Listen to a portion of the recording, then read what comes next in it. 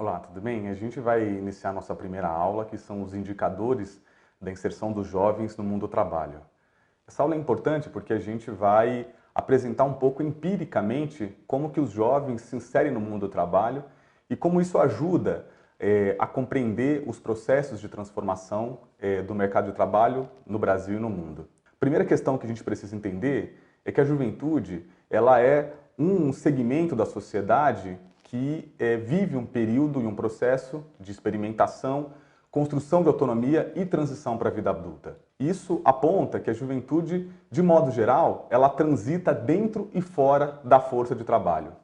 Essa transição para dentro e para fora nos serve também como um indicador de para onde o mercado de trabalho está caminhando, quais são as transformações e variações de ciclos econômicos, e por isso é muito importante perceber como corre e como se apresenta as questões relacionadas às taxas de participação dos jovens, ao nível de desocupação, né? E mais para frente a gente vai observar não só a taxa de desocupação, como também a taxa de subutilização da força de trabalho. Essa observação entre os diferentes países também nos permite uma observação não só de que os jovens, né, a inserção dos jovens no mundo do trabalho, ela é ligeiramente distinta do mercado de trabalho como um todo, do mercado de trabalho dos não jovens. Agora sim, quando a gente observa, né, o que acontece no mercado de trabalho dos jovens, a gente consegue verificar também que existe uma diferença substantiva entre países desenvolvidos e países subdesenvolvidos. Entre países com elevada renda ou países que não têm elevada renda. Então é isso que a gente vai apresentar aqui hoje, né? A gente pode observar, primeiramente, nesse gráfico, que a juventude, a priori, ela já é um contingente muito grande do mundo do trabalho. E esse contingente de jovens de 15 a 29 anos é muito expressivo no mundo do trabalho, primeiramente porque o mercado de trabalho é um só. Então, se a gente tem mais ou menos jovens pressionando pelo ingresso no mundo do trabalho, isso inevitavelmente vai interferir sobre a pressão que existe, o nível de desemprego, os níveis de flutuação de força de trabalho, né? E o que a gente pode observar é que a juventude, no geral, ela no mundo inteiro, ela acaba transitando entre 25% a 40% da população, da força de trabalho, né? Ou da PEA, a depender de como você está utilizando e como você está analisando.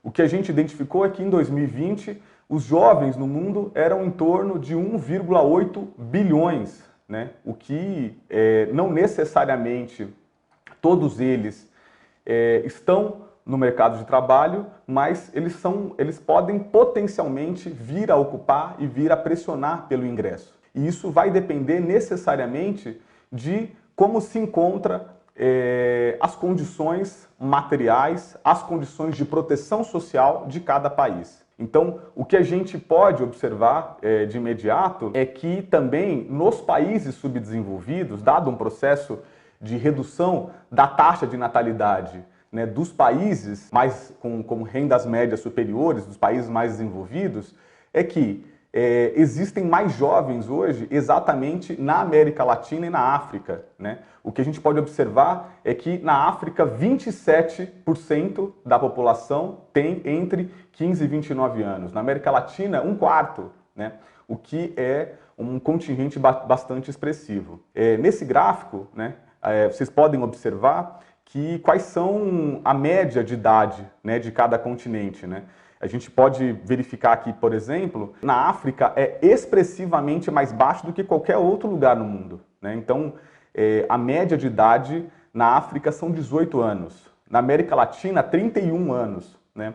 O que sugere ainda que a América Latina é uma região, né, com bastante jovem. E isso é importante para a gente pensar o mercado de trabalho e a inserção dos jovens no mundo do trabalho, porque isso nos permite verificar o peso, a expressão que esses jovens vão ter ao influenciar o mercado de trabalho e ao determinar os seus desdobramentos, como a renda, né, como as taxas de desemprego, como os níveis de desigualdade, né, e que a gente vai tratar aqui na nossa aula nas diferentes, com diferentes abordagens. Nesse gráfico aqui, né, quando a gente está fazendo uma observação mais empírica, o que a gente pode observar, primeiro, é que esse gráfico de cima, né, nesse quadrante de cima, o que a gente observa são os países com elevada renda média. E nesse quadrante de baixo, os países com baixa renda média,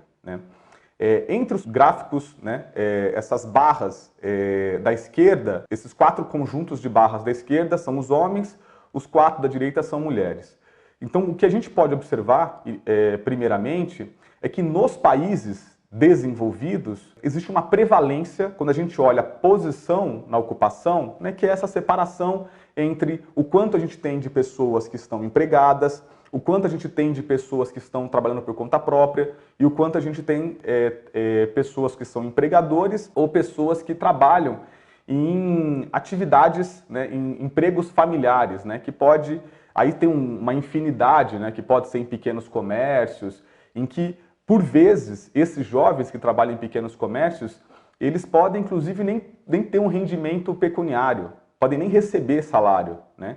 Porque naquele pequeno comércio a família se junta, cada um dá uma dada contribuição para o processo, para aquele negócio poder funcionar, e isso não permite a remuneração de todos os entes que estão ali envolvidos naquela atividade comercial.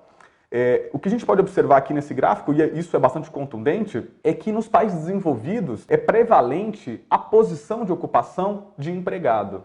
Ou seja, a maior parte dos jovens, eles estão no mercado de trabalho como trabalhadores assalariados. Quando a gente olha nos países de baixa renda média, o quadro se transforma profundamente, porque existe um grande contingente de trabalhadores por conta própria, um grande contingente de trabalhadores familiares, sobretudo entre as mulheres. Então, o que eu quero mostrar aqui são 2 informações importantes. Primeiro, né, a gente olhar para o mercado de trabalho, a inserção dos jovens no mundo do trabalho, permite a gente observar a desigualdade de gênero, que se encontra no mundo inteiro ainda, e a gente consegue observar a desigualdade entre os países desenvolvidos e países subdesenvolvidos. E isso vai se expressar nesse outro gráfico, quando a gente observa a taxa de jovens nem-nem. Esses jovens nem-nem, né, que são jovens que não trabalham nem estão estudando, primeiro é dizer que existe uma polêmica significativa, se a gente deve chamar de nem-nem ou sem-sem, uma vez que parte expressiva desses jovens, eles não optam por ficar fora da escola ou não buscar uma ocupação, né? Ou estão desempregados, ou no caso do que é muito comum nos países subdesenvolvidos, as mulheres elas não têm a opção de ingressar numa ocupação porque estão tendo que dedicar tempo ao trabalho familiar, sobretudo ao trabalho doméstico de cuidado com outros entes da família. E isso acaba recaindo sobretudo entre as jovens mulheres. E é por isso que, no geral, essas jovens mulheres possuem taxa de participação, né, menor do que a dos homens, né? E também taxa expressivamente menor entre as pessoas que não trabalham, não estudam, né? Então, ou os nem-nem ou sem-sem, né, a depender de como a gente vai abordar essa temática. O que eu gostaria que vocês observassem é que esse contingente de jovens que não trabalham, não estão estudando, ele também tem uma característica expressivamente vinculada ao nível de desenvolvimento de cada país, né? Percebam que os países da África, né, os que estão mais vermelhos, aqui vermelhos mais escuros, significa que tem um percentual, uma proporção maior de jovens que não trabalham, não estudam. O Brasil possui um contingente grande, um dos maiores, né, tá entre os maiores na América Latina, né? Na Europa também existe, né? Mas nos países subdesenvolvidos isso é mais expressivo, né? E é mais expressivo por vários motivos, dentre estes, né? Porque nesses países os nem-nens ou os sem-sens, eles estão vinculados à pobreza. Eles estão vinculados à falta de educação de qualidade e um mercado de trabalho absolutamente desestruturado e à inexistência de um aparato de proteção social do Estado que permita que as mulheres ingressem no mundo do trabalho, né? Dentro da Europa, esse fenômeno dos nenéns, eles são mais prevalentes entre a classe média, né? Um outro dado importante que a gente pode observar, já olhando aqui para a América Latina, é que existe uma desigualdade profunda, quando a gente olha mais os países subdesenvolvidos, existe uma desigualdade profunda dentro da trajetória, né, da situação dos jovens, né? Quando a gente olha os jovens de diferentes idades. Então, esse gráfico aqui, ele mostra em que condição que os jovens se encontram a partir de uma proporção, né? Então, o primeiro quadrante aqui são jovens de extrema pobreza. Aqui no eixo Y, né, 15, 16, isso aqui é a idade, né? O que a gente observa é o seguinte: conforme esses jovens de extrema pobreza, eles vão avançando na idade, né, 15, 18, ele vai reduzindo a proporção desses jovens que são estudantes e lá em cima vai aumentando o contingente, né, desses jovens aqui, né, os NEITs, que são jovens neném, ou seja, porque não estão trabalhando e não estão estudando, né? No outro quadrante, então, é isso que a gente está vendo aqui, ó. Então, o azul é estudante, vermelho são trabalhadores e estudantes, o verde, trabalhador formal, o roxo, trabalhador informal e o azul, neném. Percebam, olha qual é a condição a diferença nas trajetórias dos jovens, né?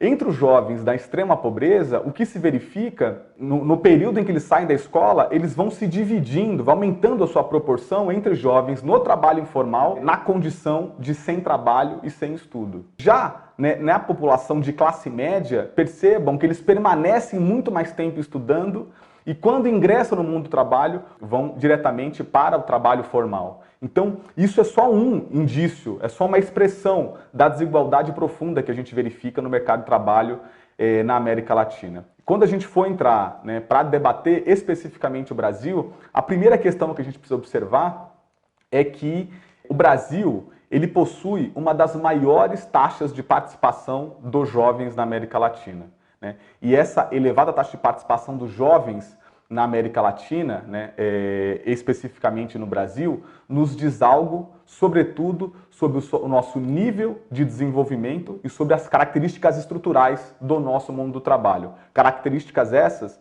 que a gente pode observar olhando a inserção dos jovens no mundo do trabalho.